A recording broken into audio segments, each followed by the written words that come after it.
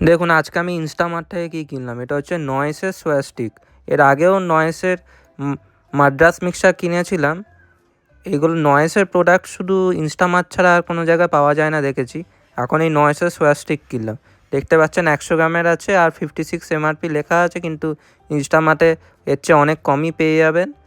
এবার দেখি কেমন হয়। এই নয়েস প্রোডাক্টটা হয়তো সবে বেরিয়েছে আর এরকম জিপ লকে থাকে। দেখুন এই প্যাকেটটা দেখেই বুঝতে পারছেন এটা জিপ লকে করা আছে। এখানটা একটু কাটতে হবে কাঁচি দিয়ে, তারপরে জিপ লকটা খুলে নিতে হবে।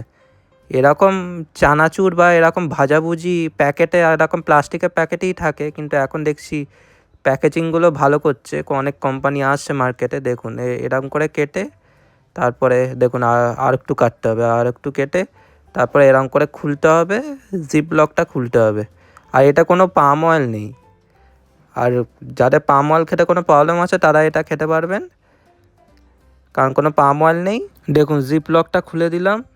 এবার দেখুন এর ভেতর দিয়ে কেমন সোয়া স্টিকগুলো বেরোয়। এর আগেও সোয়া স্টিক অন্য কোম্পানির খেয়েছি, এটাও কিনলাম। আগেগুলো ভালোই লেগেছে। দেখুন এগুলো এরকম করে দেখতে।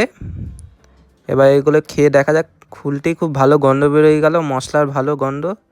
দেখুন হাতে কটা নিয়ে নিলাম। এবার এগুলো খেয়ে দেখি কেমন লাগে। আর খেয়ে দেখলাম যে কুরকুরে যেমন টেস্ট হয় সেরকমই টেস্ট। কুরকুরে একটা ফ্লেভারের মতোই টেস্ট লাগছে, ভালোই খেতে। এইটা আরও হেলদি, কারণ এটা কোনো পাম অয়েল নেই আর কোনো প্রিজারভেটিভসও নেই। ভালোই লেগেছে খেতে। আপনারা কখনো এই নয়েসের সোয়া স্টিক খেয়েছেন কিনা তাহলে কমেন্ট করে জানাবেন। আর ভিডিওটি ভালো লাগলে সাবস্ক্রাইব করে নেবেন। ধন্যবাদ।